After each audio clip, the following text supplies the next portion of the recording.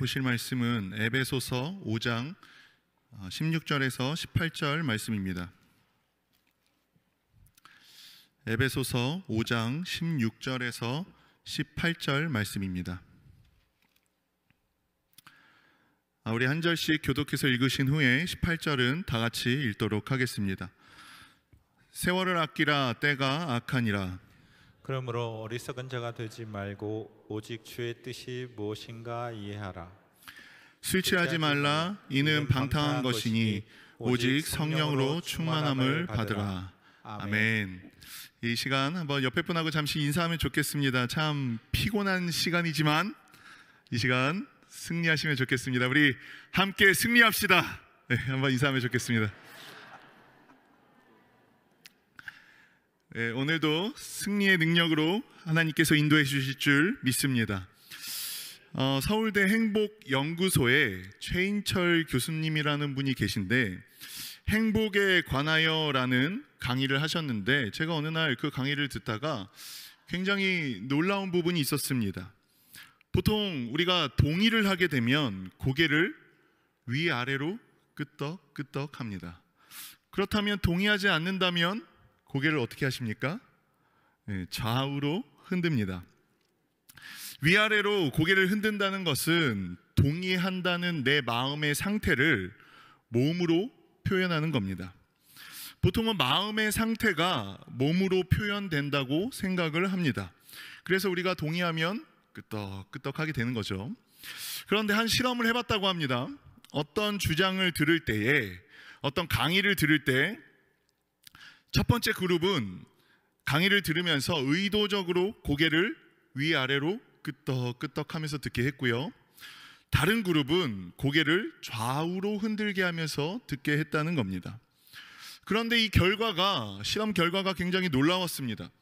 고개를 위아래로 흔들면서 듣게 되었던 그 그룹은 좌우로 고개를 흔들면서 강의를 들었던 그 주장을 들었던 사람들보다 더 동의하게 되었고 더 긍정적으로 생각하게 되는 결과가 나왔다는 겁니다.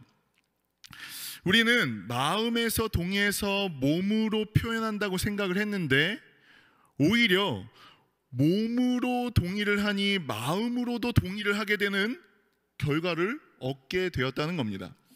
저는 이 말을 듣고 진심으로 깜짝 놀랐습니다. 왜 깜짝 놀랐냐면 한 10여 년 전에 어떤 목사님인지 모르겠는데 이 목사님이 설교를 하시면서 이런 말씀을 하셨습니다. 요즘 기독교인들이 부정적으로 바뀐 이유가 무엇인지 아냐? 성경이 가로로 되었기 때문이다 라고 말씀하셨단 말이죠. 아마 기억하실 겁니다. 예전에는 성경이 세로로 쓰여졌었잖아요. 성경 세로, 끄덕끄덕 하시는 분들은 아시는 분들인데 성경 세로로 써있는 성경을 읽으면서 맞습니다 이러면서 읽었다는 거죠. 그런데 요즘에 성경이 가로로 되어 있습니다. 그래서 성경을 읽으면서 아니요 이렇게 읽는답니다. 그래서 요즘 그리스도인들이 부정적으로 변했다 이런 얘기를 들은 적이 있었습니다. 그런데 제가 이 강의를 들으면서 깜짝 놀란 게 이겁니다. 이 우스갯소리라고 생각했던 것을 과학적으로 지금 밝혀냈다는 겁니다.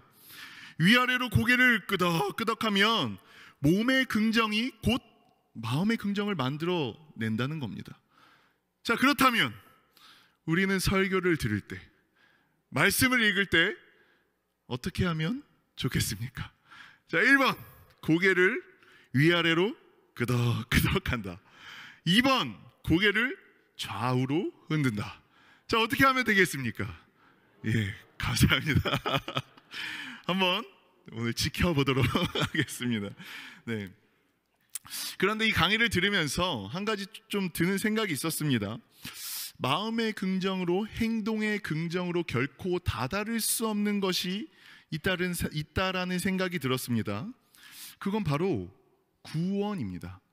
구원은 우리의 마음의 긍정으로 행동의 긍정으로 다가가기는 쉽지 않은 것 같습니다. 오늘 제가 읽은 말씀은 세월을 아끼라입니다. 그리고 또 제목은 세월을 속량해라인데 오늘은 먼저 좀 구원이라는 주제에 대해서 좀 나눠보려고 합니다. 그 이유에 대해서는 이제 뒤에서 들으시면 아시게 될 겁니다. 먼저 구원에 대해서 한번 좀 나눠보려고 하는데, 제가 신대원에 다닐 때 종교개혁사 굉장히 괴짜 같은 교수님이 한 분 계셨었는데, 박건택 교수님이라는 분인데, 이분이 신대원에 있는 학생 한 60명 정도 앉아있는 이 강의를 듣고 있는 학생들에게 물어보셨습니다. 우리 학생들 중에, 우리 전도사님들이었죠. 우리 전도사님들 중에 예수님이 다시 오신다고 믿는 사람 손 들어보세요. 이게 전도사들에게 가당키나 한 질문입니까? 예수님이 다시 오신다고 믿는 사람들 손 들어보세요.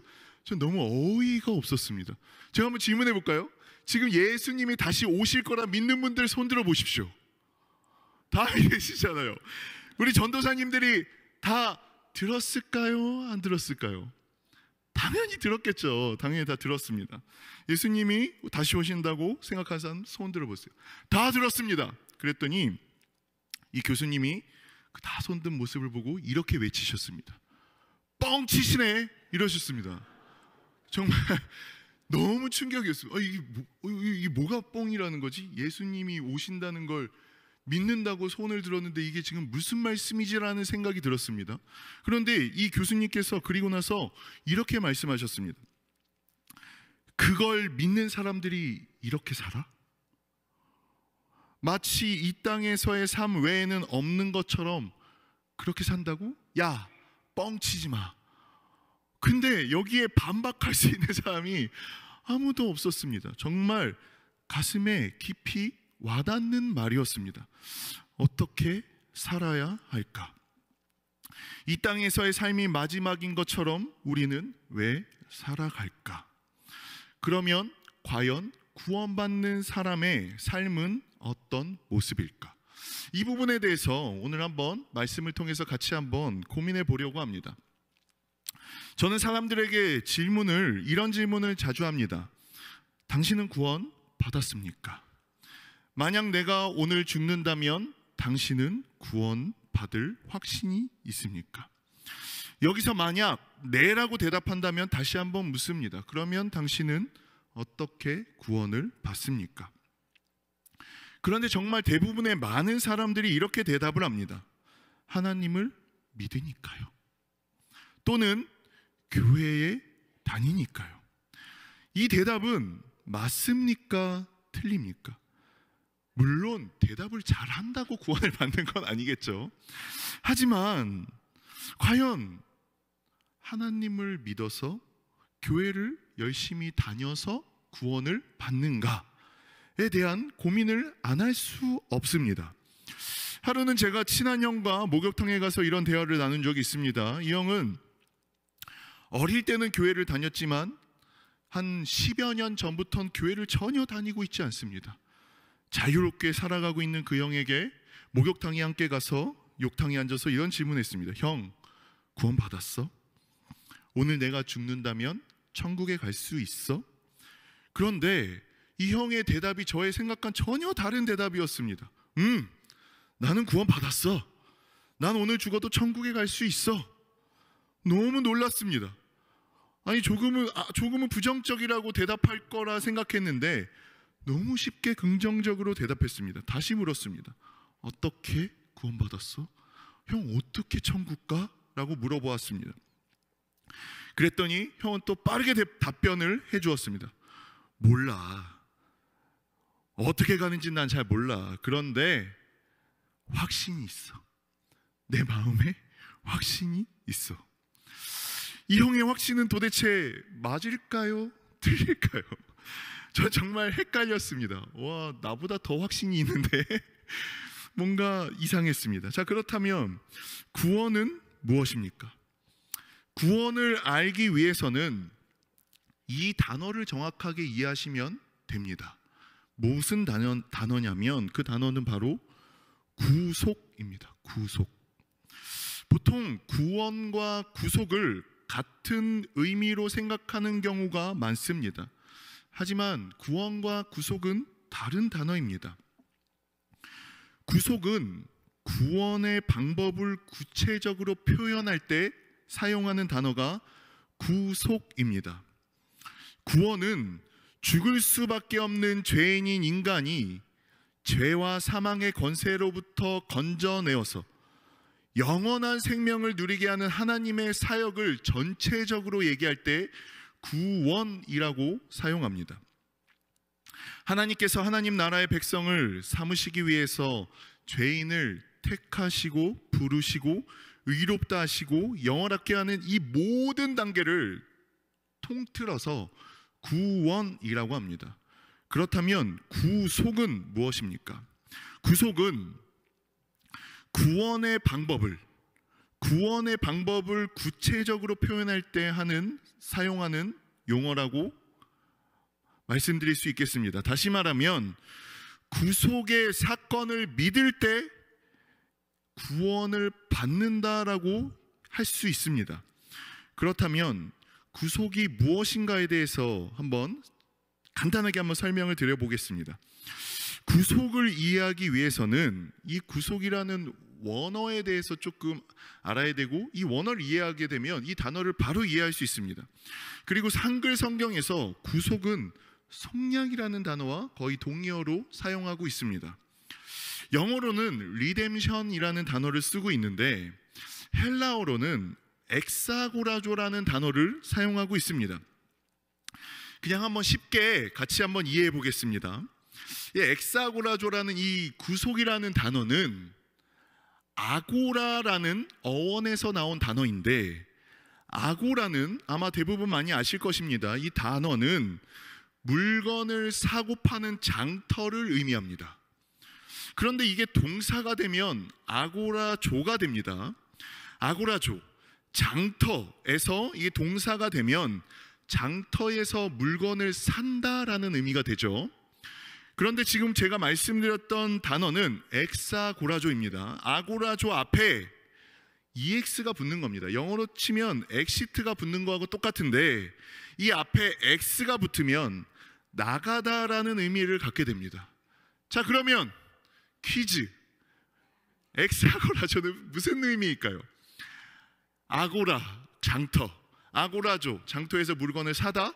그럼 앞에 EX가 붙은 엑사고라조는 물건을 사서 장터에서 나가다. 이 의미가 되는 겁니다. 구속이라는 말은 장터에서 물건을 사서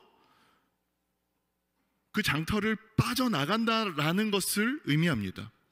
구속이라는 단어가 왜 이런 엑사고라조라는 단어를 쓰고 있냐면, 이 말의 진짜 의미는 죄의 노예 상태로 죽어가고 있는 우리를 발견하시고 구하기로 작정하신 후에 값을 치르셔서 우리를 직접 사셔서 이 노예 같은 장터에서 빠져나오게 하는 것을 바로 구속이라고 하는 겁니다. 갈라디아서를 빼고는 거의 다 이제 구속이라는 단어를 이거와 조금 다른 단어를 쓰고 있는데, 이 단어도 어쨌든 뜻은 노예가 자신의 신분을 벗어나서 자유를 얻거나 죄수들이 자신이 선고받은 형을 면제하기 위해서 돈을 지불하는 행위를 말합니다. 결국 구속이라는 단어의 핵심은 값을 지불한다는 겁니다. 지불해서 사서 나온다라는 의미입니다. 하나님께서 어떻게 우리의 구원을 위해서 값을 치르셨습니까? 예수님께서 십자가에 돌아가시기 전에 이렇게 말씀하셨습니다. 우리 요한복음 19장 30절을 같이 한번 읽어보겠습니다. 요한복음 19장 30절입니다. 같이 한번 읽어보겠습니다. 예수께서 신 포도주를 받으신 후에 이르시되 다 이루었다 하시고 머리를 숙이니 영원히 떠나가시니라. 예수님께서 다 이루었다라는 이 단어도, 이게 원어로 보면 상거래 용어 때, 이 당시의 상거래 용어로 쓰였던 단어라고 합니다. 보통 상인들이 영수증을 쓸 때 이 단어를 썼다고 합니다. 그러니까 의미로 치면은 값을 다 지불했다, 이 의미라는 겁니다. 예수님께서 다 이루었다라는 말씀이요. 그러니까 예수님께서 구속사역을 다 이루신 후에 이 지상에서 남기신 말씀이 이겁니다. 내가 값을 다 치렀다. 내가 계산을 다 끝냈다. 예수님께서 죽으심으로 그 값을 치렀다는 겁니다. 그걸 우리는 구속이라고 표현하는 겁니다. 바울은 이런 구원에 대해서 이렇게 표현합니다. 한번 에베소서 2장 8절도 한번 같이 한번 읽어보겠습니다. 에베소서 2장 8절 함께 읽어보겠습니다. 너희는 그 은혜에 의하여 믿음으로 말미암아 구원을 받았으니 이것은 너희에게서 난 것이 아니요 하나님의 선물이라. 믿음으로 구원을 받았는데 이것이 선물이라고 표현하고 있습니다. 한번 생각해 보십시오.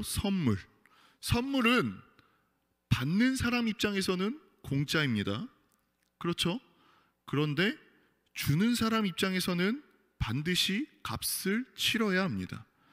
값이 치러지지 않은 선물은 없습니다. 받는 사람 입장에서만 공짜인 겁니다. 다시 말하면 구원은 우리 편에서는 공짜이지만 하나님 편에서는 구속, 속량하신 것입니다. 값을 치르신 것입니다. 그 아들 독생자 예수 그리스도가 십자가의 죽으심으로 말미암아 그 값을 다 치른 것입니다. 그러므로 우리의 구원의 근거는 바로 구속입니다. 그럼 이제 당신 구원 받았습니까? 어떻게 구원 받았습니까? 라고 누가 물어본다면 예수님의 구속의 사건으로 구원 받았습니다 라고 대답하신다면 아주 깔끔한 겁니다. 이제 그렇게 대답하실 수 있기를 바랍니다. 구속의 일로 인하여 받은 구원을 그리고 값싼 싸구려 취급하지 않으실 수 있기를 소망합니다. 그 대가를 분명히 알아서 구원의 감격과 가치를 인정하실 수 있는 저와 우리 성도님들 되실 수 있기를 이 시간 소망합니다. 제가 왜 지금까지 이렇게 길게 구속이라는 단어를 설명드렸냐면 오늘 우리가 읽은 에베소서 5장 16절에 이 단어가 나오기 때문입니다. 우리 5장 16절을 다시 한번 읽어보도록 하겠습니다. 5장 16절 같이 한번 읽어보겠습니다. 세월을 아끼라 때가 악하니라. 여기서 말하는 세월을 아끼라라는 이 단어에 원어가 엑사고라조가 쓰여 있습니다. 그러면 이걸 다시 얘기하면 세월을 구속하라라는 의미가 되겠죠. 세월을 속량하라라는 말이 되는 겁니다. 그러면 우리 지금까지 제가 구속에 대해서 설명드렸잖아요. 그러면 세월을 돈을 주고 구입하라는 말입니다. 돈을 지불해서 시간을 사라는 말입니다. 사실 근데 이 시간을 사라는 의미는 현대에 살고 있는 저희가 이해하기가 훨씬 쉬운 말씀이라는 생각이 듭니다. 왜냐하면 현대인에게 시간은 곧 돈이기 때문입니다. 우리 한번 생각해 보시기 바랍니다. 만약 같은 거리인데 10시간 정도 걸리는 버스가 있습니다. 그런데 이 버스는 시설이 엄청 좋습니다. 자리도 넓고 TV도 있고 기내식도 주고 누워서 갈 수 있습니다. 심지어. 하지만 시간이 10시간 걸립니다.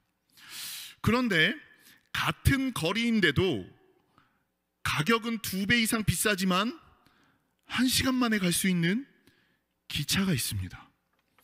자리도 좁고 기내식도 없습니다. 단지 시간은 1시간 걸립니다. 한번 생각해 보십시오. 여러분은 10시간 걸리는 안락한 버스를 타고 가시겠습니까? 아니면 1시간 걸리지만 더 비싸고 매우 불편한 기차를 타시겠습니까? 여러분은 뭘 타시겠습니까? 저는 뭐 고민해 볼 필요도 없었습니다. 저는 그냥 1시간 걸리는 기차를 탈 것 같습니다. 왜요? 시간을 아끼는 게 훨씬 이득이기 때문입니다. 그런데 실제로 서울 가는 버스는 맞죠? 훨씬 편리하지만 KTX의 반값이지만 대부분은 더 비싼 KTX를 이용합니다. 시간을 돈으로 사는 겁니다. 말씀은 이렇게 시간을 돈을 주고 사라고 말하고 있습니다. 그렇다면 어떤 시간을 돈을 주고 사라고 말하고 있을까요? 여기서 세월이라는 이 단어는 카이로스라는 단어를 쓰고 있습니다. 헬라어에서는 시간에 대한 단어가 두 가지인데 크로노스와 카이로스가 있습니다. 이건 아마 많이 들어보셨을 겁니다. 크로노스는 그냥 흘러가는 시간이고요, 카이로스는 한정적이거나 고정된 어떤 일정한 시간을 이야기합니다. 특히 성경에서 카이로스라는 단어를 쓸 때는 하나님의 계획 중에 작정되어서 주어진 어떤 특정한 시간을 말하고 있습니다. 그러면 이 지금 에베소서 5장 16절을 다시 보면요, 카이로스의 시간을 구속하라 라는 말이 된단 말이죠. 다시 해석하면 하나님의 시간을 속량, 돈을 주고 사라는 의미입니다. 나만을 위해서 소비했던 그 시간들, 오직 나만을 위해서 소비했던 그 시간들을 이제는 눈을 돌이켜서 영원하고 풍성하고 거룩한 하나님의 나라를 추구하는 그 삶으로 소비하라는 것입니다. 시간을 사서 하나님께 드리라는 것입니다. 남은 시간을 억지로 드리는 것이 아니라 시간을 사서 드리라는 겁니다. 왜 그렇습니까? 성경은, 오늘 우리가 읽었던 에베소서는 때가 악하기 때문이라고 말하고 있습니다. 세상은 우리를 속입니다. 우리가 살고 있는 이 세상은 누구도 하나님의 영광을 위하여 시간을 사라고 소비하라고 말해주지 않습니다. 오직 나만 행복하면 된다라고 이야기합니다. 오직 우리 가족만 즐거우면 된다고 합니다. 그냥 너가 좋으면 된다고 이야기합니다. 누군가를 위해서 시간을 사용한다는 것 자체가 어리석어 보이기까지 합니다. 하지만 우리 예수님께서는 우리를 위하여 값을 치르기 위하여 생명을 내어주셨고 모든 시간을 사서 하나님의 영광을 위하여 그 삶을 소비하셨습니다.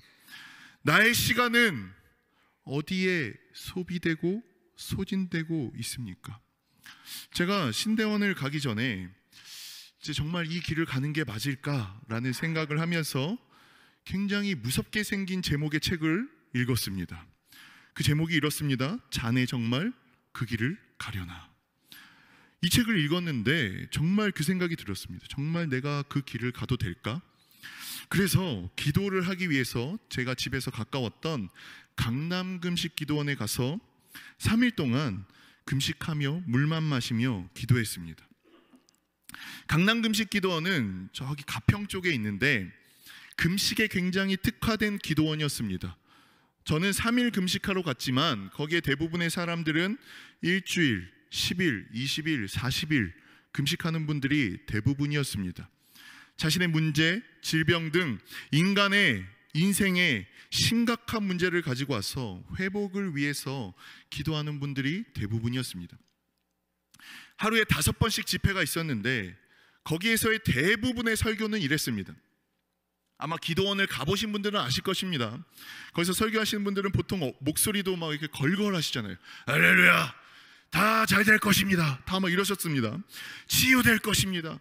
믿음대로 될지어다. 막 다 이렇게 말씀하셨단 말이죠. 그런데 저는 지금도 그분이 누군지 모르겠지만 한 목사님이 오셔서 거기 기도원에 전혀 어울리지 않는 말투로 설교를 하셨습니다. 그때 내용이 이랬습니다. 여러분 왜 금식하십니까? 우리가 어떤 선한 일을 한다 해도 그것이 다 나에게만 맞춰져 있지는 않습니까?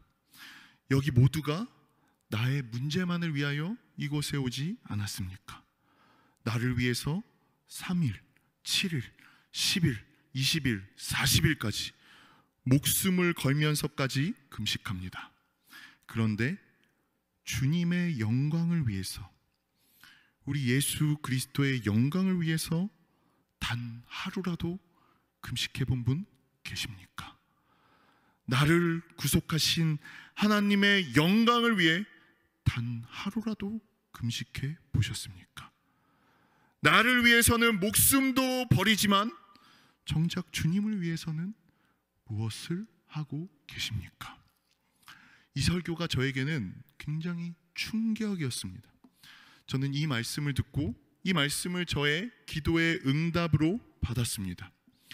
신학교를 가냐 가지 않느냐가 그렇게 중요하지 않게 느껴졌습니다. 정말 주님을 위해서 살면 되는 겁니다. 그것이 목회자가 되는 것이면 목회자, 신학교를 가면 되는 것이고, 그것이 아니라면 삶의 현장에서 정말 주님을 위해서 살면 되는 것입니다. 주님을 위해서 꼭 신학교를 가야 될 필요는 없습니다. 목회자가 돼야 될 필요는 없습니다. 우리에게 정말 중요한 것은 지금 이 시간, 나의 시간, 하나님께서 우리에게 주신 그 때 카이로스를 어디를 위해서, 누구를 위해서 사용하고 있느냐는 것입니다. 나의 시간을 어디에 소비하고 있냐는 것입니다. 많은 사람들은, 대부분의 사람들은 내가 사랑하는 것을 향해서 소비합니다. 내가 사랑하는 곳을 통해 향해서 시간을 소비합니다. 자녀를 사랑하기 때문에 잘 다니던 직장도 쉽니다. 육아휴직을 해서라도 더 적은 월급을 받으면서도 자녀를 위해서 시간을 투자합니다. 왜요? 사랑하기 때문입니다.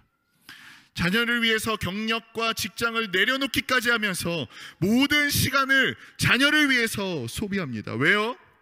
사랑하기 때문입니다. 이 모든 것을 종합해서 생각해 보니 저는 세월을 아끼라, 카이로스의 시간을 구속하라라는 이 말씀이 결론은 주님을 사랑하라 라는 말씀으로 들렸습니다. 왜요? 사랑하면 당연히 시간을 드리는 것이 아깝지 않습니다. 주님을 사랑하십니까? 안 사랑하십니까?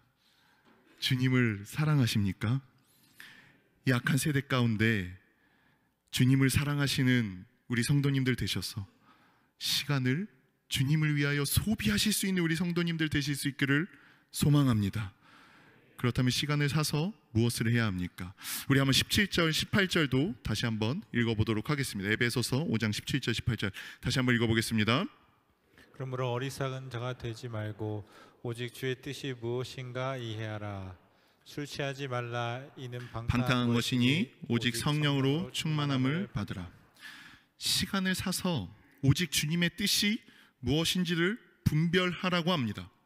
그렇지 못한 삶에 대해서 바울은 어리석은 삶이라고까지 말하고 있습니다. 주님의 뜻을 분별하는 삶은 어떤 삶입니까? 말씀에 사로잡히는 삶입니다. 말씀을 묵상하는 삶입니다. 예배자의 삶을 살아가는 삶입니다. 기도자의 삶을 살아가는 삶입니다. 그리고 봉사자의 삶을 살아가는 삶을 바로 그러한 삶이라고 이야기하고 있습니다. 이제 2023년이 마무리되고 2024년이 다가오고 있습니다. 아마 우리 교육자분들이 많은 성도님들에게 함께 봉사로 섬기실 분들을 두 눈을 부릅뜨고 찾고 있고 아마 제안하고 있을 줄 압니다. 그런데 늘 이렇게 봉사를 제안할 때마다 저는 모세가 생각납니다. 모세가 미디안 광야에서 양떼를 치고 있을 때 떨기나무에서 하나님께서 나타나셔서 애굽에 있는 이스라엘 백성을 건져내라고 말씀합니다. 그때 모세가 5번 거절합니다. 내가 누구이기에, 내가 뭐라고 거기 갑니까? 그들이 이름이 무엇이라고, 하나님의 이름이 무엇이라고 부르면 난 어떻게 합니까? 저 하나님 잘 몰라요, 뭐 이런 거죠. 나를 믿지 않으면, 내 말을 믿지 않으면 어떻게 합니까? 나는 말을 못합니다. 나는 말을 잘 못해요. 나는 입이 뻣뻣하고 둔한 자입니다. 혀가 둔한 자입니다. 마지막으로 이렇습니다. 주여 보낼 만한 자를 보내소서. 우리 교육자분들이 성도님들을 찾아가서 섬겨달라고 부탁할 때 보통 이렇게 거절합니다. 이게 2000여 년이 지났지만 거절의 방법은 바뀌지 않고 동일하다는 생각이 많이 듭니다. 섬겨주십시오. 목자로 좀 섬겨주시면 안 되겠습니까? 제가 누구라고? 못해요. 저는 성경을 잘 모르는데 못해요. 그리고 이제 저는 말을 잘 못합니다. 저는 입이 뻣뻣하고 혀가 둔한 사람입니다. 이제 이것도 안 되면 이제 이렇게 얘기하면, 목사님 제발 보낼 만한 사람을 보내소서, 이렇게 말씀하신단 말이죠. 굉장히 비슷하다는 생각이 많이 듭니다. 2024년 섬김을 제안 드렸을 때 이런 분들이 없으실 줄 믿습니다. 우리 예수님께서 마태복음 9장에서 말씀하셨듯이 교회는 늘 추수할 것은 많으나 일꾼이 부족합니다. 누군가 하겠지라고 생각하지 마시고 그 부르심에 응답하셔서 시간을 하나님 앞에 소비하실 수 있기를 소망합니다. 이제 마지막으로 18절은 술 취하지 말라라고 말씀하고 있습니다. 저는 신대원을 잠깐 그만두고 회사를 다니면서 사람들을 보면서 생각보다 사람들이 술 취하는 곳에 시간과 돈을 많이 사용한다는 생각이 들었습니다. 생각보다 사람들이 굉장히 술에 집착하며 산다는 생각이 들었습니다. 어떤 생각까지 들었냐면 술을 먹기 위해 일을 하고 돈을 버는 것 같다는 생각도 들 정도였습니다. 밤에 집에 가서 한잔하는 그 기쁨, 그것을 그렇게 얘기하더라고요. 저는 잘 모르겠지만. 근래에 제 고등학교 동창 친구가 오랜만에 전화가 와서 한참 저하고 이런저런 말을 하다가, 안 믿는 친구인데 이 친구가 이런 얘기를 했어요. 야, 나 요즘에 소주를 한 병씩 먹는다. 하루에 한 병씩 먹어. 집에서 한 병씩 그냥 반주로 먹고 있어. 이런 얘기를 하더라고요. 야, 한 병씩 먹으면 괜찮냐, 건강에, 이런 얘기를 했습니다. 근데 이 친구가 이제 교회를 안 다니는 친구니까 저한테 이런 질문을 했어요. 야, 친구니까 이런 질문을 하는 거죠. 야, 너희 목사들은 술도 안 먹고 무슨 재미로 사냐? 이렇게 묻더라고요. 술도 안 먹고 친구들끼리, 너희 목사님들끼리 만나면 뭐 하냐? 이렇게 묻더라고요. 그래서 저 이렇게 대답했습니다. 야, 술 안 먹고도 얼마나 즐거운데. 우리 목사님들끼리 모이면 카페 가서 커피 마시면 얼마나 재밌는데. 제가 이렇게 얘기했습니다. 이 친구가 정말 깜짝 놀랐습니다. 남자들끼리 카페를 간다고? 야, 난 정말 이해 못하겠다. 야, 남자끼리 카페 가서 도대체 뭐하냐? 이렇게 얘기했습니다. 정말 남자들끼리 카페 가면 안 되는 겁니까? 저희는 얼마나 즐겁고 좋은데요. 생각해보면 우리가 술을 먹지 않아도 얼마나 즐거운 일이 많습니까? 교회에 와서 봉사하고 기도하며 성령의 충만함으로 살아가는 것, 이것도 큰 기쁨이지 않습니까? 성도의 교제가 또 얼마나 즐거운 일입니까? 말씀 가운데 살아가는 것은 또 얼마나 큰 기쁨입니까? 아닙니까? 그렇죠. 제가 그래서 이 생각이 들었습니다. 찬송가 442장 저 장미꽃 위에 있을 이 찬양의 마지막, 우리 서로 받은 그 기쁨은 알 사람이 없도다. 알 사람이 없습니다. 제가 이 친구한테 아무리 설명한들 이 친구가 알겠습니까? 우리 서로 받은 그 기쁨 알 사람이 없을 것입니다. 우리는 술 취하지 않고도 충분히 즐겁고 기쁠 수 있습니다. 왜요? 성령으로 충만하기 때문입니다. 성령으로 충만하여서 세상은 알 수 없는 영원한 기쁨을 누리실 수 있는 우리 성도님들 되실 수 있기를 이 시간 간절히 소망합니다. 자, 기도하겠습니다. 하나님, 우리의 시간을 통해서 우리 하나님께 영광을 돌리기를 원합니다. 겨우 남는 시간을 하나님께 드리는 것이 아니라 진정으로 하나님을 사랑해서 나의 시간을 기꺼이 사서 하나님께 드리는 자들 되게 하여 주시옵소서.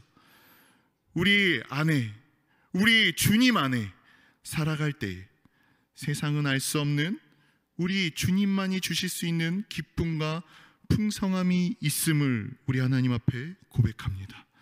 그 은혜의 풍성함, 기쁨으로 하루하루를 승리하며 나아가는 저와 우리 성도님들 될 수 있도록 우리 주님 인도하여 주시옵소서. 예수님의 이름으로 기도드립니다. 아멘.